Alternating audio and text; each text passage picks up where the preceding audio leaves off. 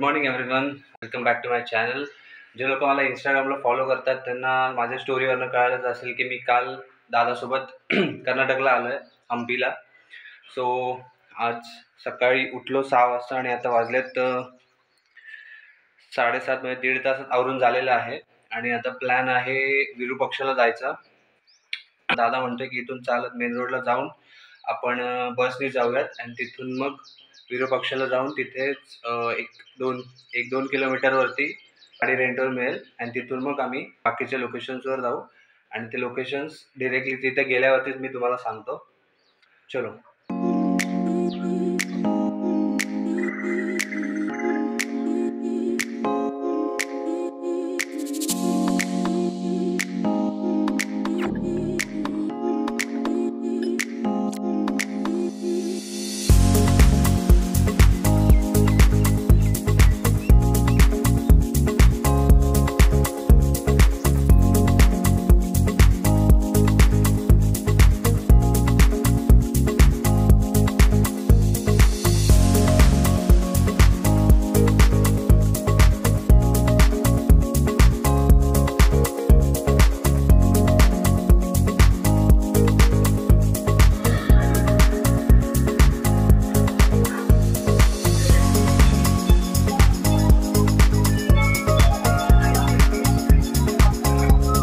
Hello everyone, आताचा वेळ झालेला आहे 10:30. आता आम्ही नाश्ता करून बाहेर पडलो आहे. जस्ट आता कॉफी पितो आहे. मी नाही पिते, दादा पितो आहे.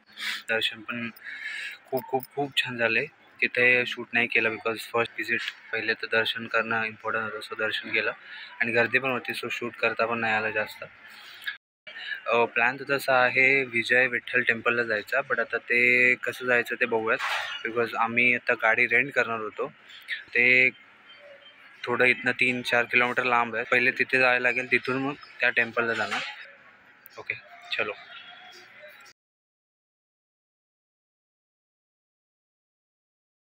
ती रिव्हर होती मध्ये, ती क्रॉस करून या साईडला आल्यावरती मग गाडी आम्हाला मिळाली. आम्ही पेट्रोल पंप शकतोय, गाडीत बिलकुल पेट्रोल नाही आहे आणि एक्सपेक्ट होते कुठली तरी बाईक वगैरे, पण मिळाले ॲक्टिवा. आता पेट्रोलचे लोचे आहेत, पेट्रोल खूप लागत आहे. चलो आता पेट्रोल पंप शोधला एक. किती किलोमीटर आहे? 4 किलोमीटर आहे. तर डायरेक्टली पेट्रोल भरू आणि नंतर मग लोकेशन ठरवू.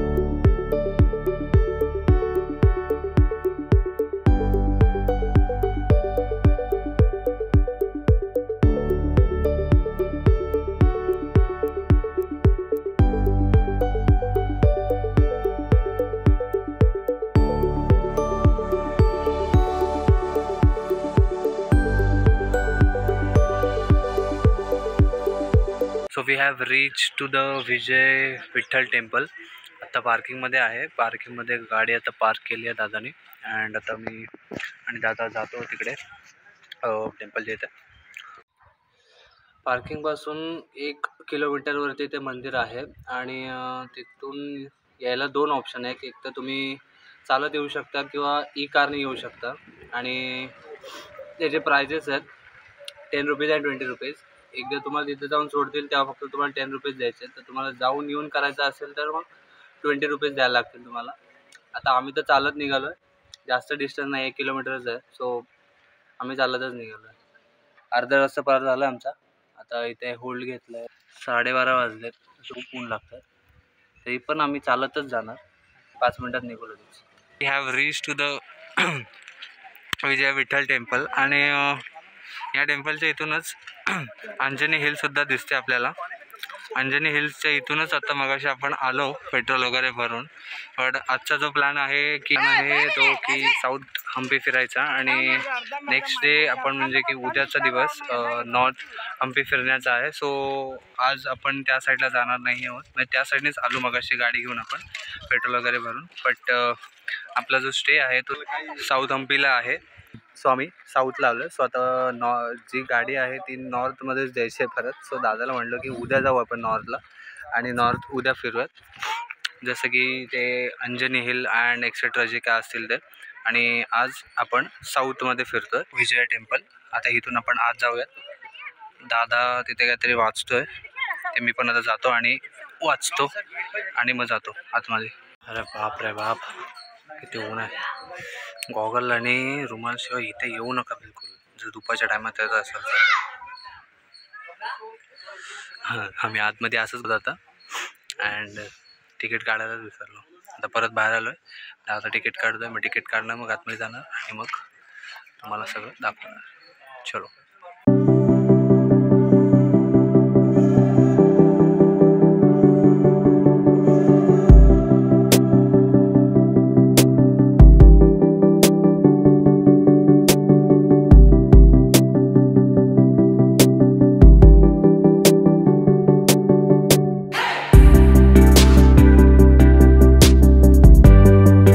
सगळ्यात पहिले आतमध्ये घुसल्याच त्या मॉन्युमेंटवरतीच लक्ष गेलं आमचं आणि दादाला म्हटलं की दादा 50 रुपयाची नोट काढ. की दादा मलाच म्हणते की तूच काढ, कारण की माझ्याकडे जे आहे ती व्यवस्थित नाही आहे. माझ्याकडे चांगली करकरीत नोट आहे जे की आहे इथे. तर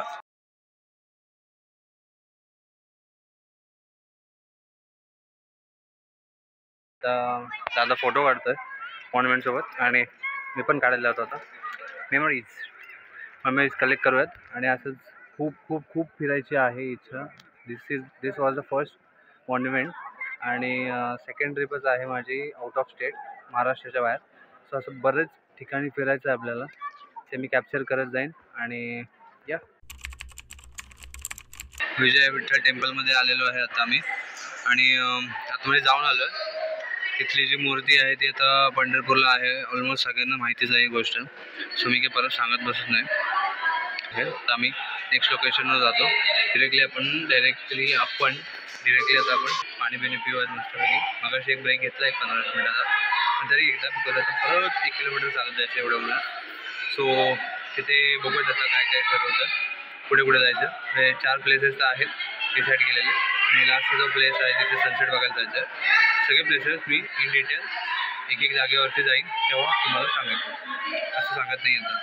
चलो आता जाऊयात. आता 4 वाजलेले आहेत आणि आम्ही 3:30ला जेवलो. परत विजय विठ्ठला टेम्पलच्या इथून विरूपाक्षाच्या इथं आलो परत. तो समथिंग 9 किलोमीटरचा रोड आहे, बट मॅपमध्ये तो एक शॉर्टकट दाखवत नाही. तुम्हाला नंतर जेव्हा ब्लॉग एडिट करेन तेव्हा तुम्हाला मी स्क्रीन रेकॉर्डिंग करून सांगेन की शॉर्टकट कोणता आहे. अँड तिथून त्या शॉर्टकट घेऊन आलो. तिथून तरी तो रोड जर मॅपचा नाही यूज केला तर आपले 4 ते 5 किलोमीटर वाचतात. तुम्ही जर ट्रॅव्हल करत असाल बाईकनी किंवा स्कूटीनी इथं रेंटवर घेऊन, सो तुम्हाला ते चांगलं पडेल एक 4-5 किलोमीटर वाचून. हां, 3-3:30ला जेवलो आणि मग तिथून दादा म्हटला की कुठे जायचं आता तूच सांग. मी म्हणालो की शिवलिंग बघूयात. तर 3 मीटर्स साऊथमधला सेकंड लार्जेस्ट शिवलिंग आहे तो. सो आता तिथेच आहे मी. तुम्हाला आता त्याचं दर्शन करवतो. माझे झालेले आहेत ऑलरेडी आता दर्शन त्याचे. शिवलिंगच्या साईडलाच नरसिंहचा पण एक स्टॅच्यू आहे, तो त्याचा पण मी तुम्हाला आता सिनेमॅटिक शॉट दाखवतो. अँड नंतर बघूया आता कुठे जातो आहे. एकतर आता झालं म्हणजे तरी ऑलमोस्ट फिरून झालेलं आहे साऊथ. आमचं चाललं आहे की 6 वाजता सनसेट आहे. सो सनसेट बघायला मी बघतो आणि सांगतो. मल्यवंता हिलच्या इथे सनसेट बघायला जाणार आहे. तर तुम्हाला मी इथले शिवलिंग अँड नरसिंहचं दाखवतो आणि मग तिकडे निघूयात. दादा बसला येते आता, पटकन दाखवतो आणि मग तिकडे निघूयात. चलो.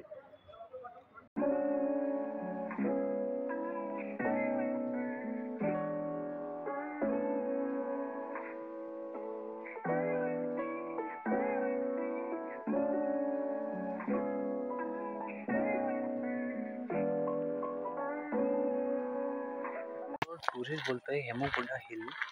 मला पण जायचं होतं, पण तिथे काय हां मिनी शिव टेम्पल आहे आय थिंक.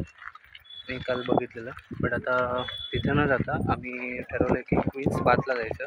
बिकॉज आता ते मल्यवंता हिल जे आहे त्याच्या आधी क्वीन्स बाथ लागतं. क्वीन्स बाथला जाऊन तिथून पुढे मल्यवंता हिलला जाणार आणि सनसेट बघणार आणि सनसेटच्या नंतर पुढे बघूया. चलो. सो आता आलो एक क्वीन्स घाटच्या इथे. पार्किंगमध्ये एक गाडी लावलेली आहे. दादा गेलेला आहे पुढे, त्याच्या मागे मागे मी पण जातो. चलो. गर्दी तर खूप आहे, बघू आता बघायला मिळते की गर्दीच बघायला मिळते.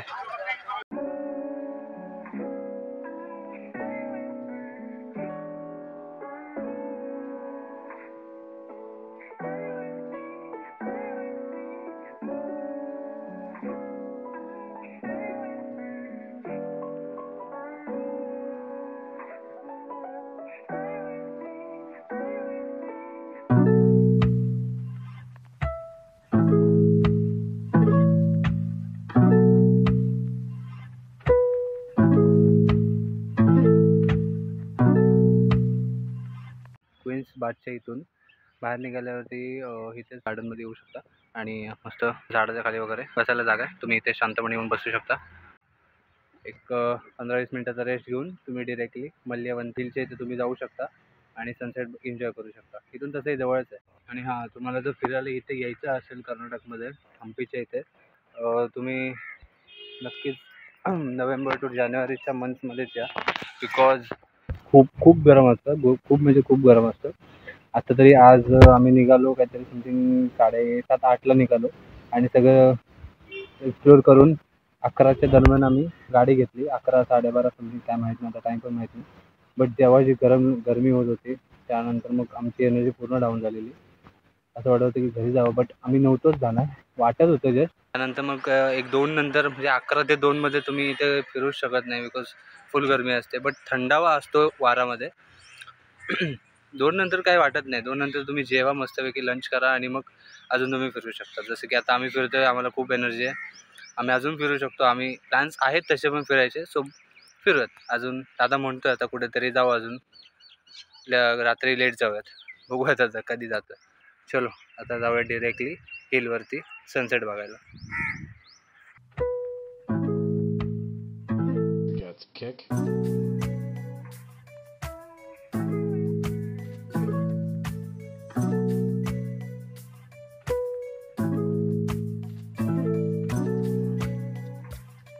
मंदिराच्या बॅक साईडलाच आता मी उभा आहे. मंदिरात दर्शन घेऊन आलो श्री रामचं आणि लक्ष्मणचं. आता ते दर्शन घेऊन बॅक साईडने आता वरती चाललो हिलवरती, जिथून आपल्याला सनसेट दिसेल. दादा ऑलरेडी गेला आहे आणि मस्तपैकी सूर्यदर्शन झालेलं आहे. सूर्यदर्शन आता मस्तपैकी थोड्या वेळात सनसेट पण बघूयात. आता मी इथे दर्शन घेऊन येतो आणि मग जाऊ त्या साईडला. मी आता त्या मंदिरातून दर्शन करून बाहेर आलो आणि खूप छान दर्शन झाले. तुम्ही जेव्हा याल राम मंदिराच्या मागे, तर आता जे मी तिथून आलो तुम्हाला मागाशी दाखवलं मी, त्या तिथून मागे आल्यावरती इथे एक डोंगरावरती मंदिर आहे. त्या मंदिरात तुम्ही नक्की दर्शन द्या. आणि तुम्ही तिथून बाहेर आलात की तुम्हाला इथे दिसेल की जे मारून पाणी काढलेलं दगडातून. तोल सांभाळून जरा, बिकॉज माझा आता 2दा पाय घसरला, पडता वाचलं. ओ शेट, हे दगडावरून चढायचं आहे काय? हां, तिकडून नव्हतं, तिकडून तिथे काय हळूहळू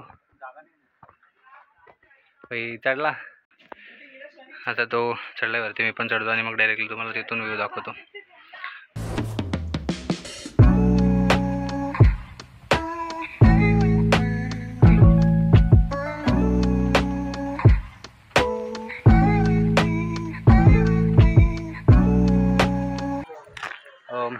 आता आपण एकदम कडक आणि एकदम ब्युटिफुल व्ह्यू बघून आलेलो आहे. भाई साहब, तुम्ही जर इथे येत असाल ना, सगळ्यात पहिले तर मंकीज जे आहे त्यांच्यापासून वाचा. मी तर खास म्हणतो त्यांच्याकडे लक्षच देऊ नका आणि त्यांच्या डोळ्यात तर बघूच नका, नाही तर मग तुमच्या मागच लागणार ते 100%. आणि नंतर खाली उतरतोय, दादा येतोय मागणं आणि ब्लॉग चालू आहे. हां, सो हा आता ब्लॉग बंद करतोय मी इथेच. Bye bye.